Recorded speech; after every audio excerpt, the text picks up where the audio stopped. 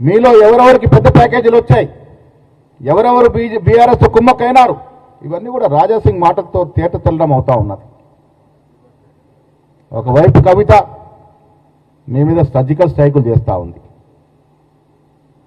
మీరు వాటికి జవాబు చెప్పకుండా, రాజాసింగ్ లేవరెత్తిన అంశాలకి జవాబు చెప్పకుండా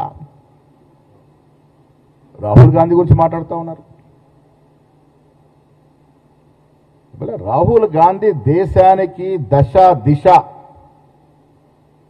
ఎంత దమ్ము ధైర్యం ఉంటే ఇలా కుల సర్వే చేయించగలిగినాము. ఇది రాహుల్ గాంధీ గొప్పతనం కాదా? మీకు చేత కాకపోతే, మాకు అధికారం లేకపోయినా ఒక ప్రతిపక్ష నాయకుడిగా ఇలా మా 3 రాష్ట్రాల్లో మేము కుల సర్వే చేసి చూపించినాం. ఇలా ఓబీసీలకు వెన్నుదన్నుగా ఉంటామని చెప్పడం జరిగింది, ఎస్సీ ఎస్టీ బీసీలను ఆదుకుంటామని చెప్పడం జరిగింది. అది నాయకుడి యొక్క లక్షణం. ఆ నాయకుడి గురించి మీరు విమర్శిస్తూ ఉన్నారు. నేను ఈటల గారికి సూటిగా ప్రశ్నిస్తున్నా. కాళేశ్వరం మీద నోటీసులు వచ్చాయి, వారి వైపు బీజేపీలో ఉన్నారు. నాకున్న సమాచారం నిన్నాక మొన్న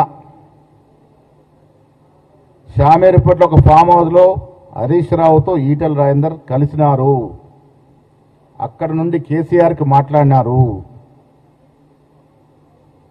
నేను ఈటల రాజేందర్ని అడుగుతా ఉన్నా, మీరు కాళేశ్వరంలో వాస్తవాలు చెప్పి మోడీ మనిషి మోడీ పార్టీలో ఉన్నానని చెప్పుకుంటారా,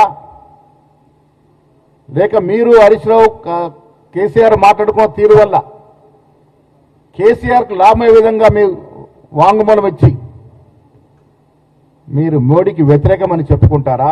ఇది తేల్చాల్సిన అవసరం ఉంది ఈటల గారు. మీరు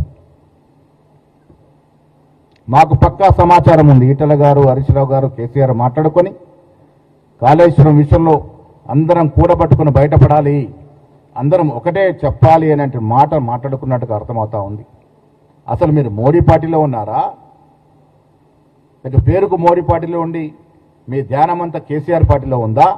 ఈ కాళేశ్వరం ముందు మీరు చెప్పబోయే వాంగ్మూలం, మీరు చెప్పబోయే భయాన మీద తేత తెల్లడం అవుతుందనే మాట కూడా చెప్తా ఉన్నాను. దొంగలు ఊర్లు పంచుకున్నట్టుగా 10 ఏళ్ళు దోశారు.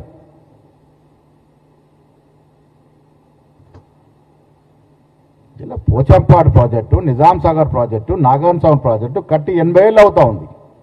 ఒక గీత కూడా పల్లె. మీరు కట్టిన ప్రాజెక్టు 5-6 ఏళ్లకే పగుళ్ళు పడి కూలిపోతా ఉన్నాయంటే ఎంత మింగినారో మీరు దాంట్లో ప్రజలకు అర్థమవుతా ఉంది. మీరు ఇవాళ కాంగ్రెస్ పార్టీ గురించి మాట్లాడుతూ ఉన్నారు. ఇందిరాగాంధీ గారు యుద్ధం చేసినప్పుడు 90,000 మంది సైనికులు ముక్కు నేలకు రాసినారు. ఇది ఇందిరాగాంధీ ఘనత. ఇలా మీరు ఏం సాధించినారో యుద్ధంలో చెప్పలేకపోతా ఉన్నారు, ఏం కోల్పోయామో చెప్పలేకపోతా ఉన్నారు. అంతా మ్యాచ్ ఫిక్సింగ్లే. అరే ఈ దేశం సైనికులకు బాసటగా ఉంది, అందులో కాంగ్రెస్ పార్టీ ముందుంది. యుద్ధము జరగాలని, యుద్ధంలో గెలవాలని ప్రతి పౌరుడిలాగానే రాహుల్ గాంధీ కూడా కోరుకున్నాడు. ఏం జరిగింది తుదకి?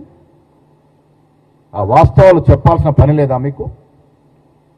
అది దాటవేసేందుకు ఒకరి మీద ఒకరు విమర్శలు చేసుకున్న సందర్భం. ఇలా కవిత గారి మాటలు, రాజాసింగ్ గారి మాటలు ఇవన్నీ జత చేసి చూస్తే బీఆర్ఎస్ పార్టీ బీజేపీలో విలీనానికి ఎంతో దూరంలో లేదు. ఇలా కవిత గారి మాటలకి, కవిత గారు వేసే ప్రశ్నలకి కేటీఆర్ కానీ కేసీఆర్ కానీ జవాబు చెప్పలేని పరిస్థితి. ఎందుకంటే ఆమె కొంత వాస్తవం, ఆమె మాట్లాడేదంటే కొంత వాస్తవం ఉందని అర్థమవుతా ఉంది. రాజాసింగ్ వాస్తవాన్ని ఓపెన్ చేసి చెప్పినాడు. కిషన్ రెడ్డి గారు మీకు దమ్ముందా రాజాసింగ్ చేసిన ప్రశ్నలకు జవాబు చెప్పేది? ఫస్ట్ ఆ మాటలకు మీ శాసనసభ్యుడు, మీ పార్టీలో 15-20 ఏళ్ళుగా ఉన్న శాసనసభ్యుడు మీ మీద ప్రశ్నలు వేస్తా ఉన్నాడు. జవాబులు చెప్పండి. మొదలుగా రాహుల్ గాంధీ విమర్శించే ముందు వారి మాటలకు జవాబు చెప్పండి. ఇవి చెప్పకుండా ఇలా దేశానికి దశ దిశను రాహుల్ గాంధీ గారి మీద నోరు పారేసుకోవడం అనేది ప్రజలు మిమ్మల్ని సహించరు. ఇది ఓర్చుకునే పరిస్థితి లేదు. అందుకే నేను మీ ద్వారా నేను బీజేపీ నాయకులకి మరొకసారి ఈతో పలుకుతూ ఉన్నాను. యుద్ధము జరిగిన తీరుతెన్నులు, యుద్ధంలో మనం సాధించింది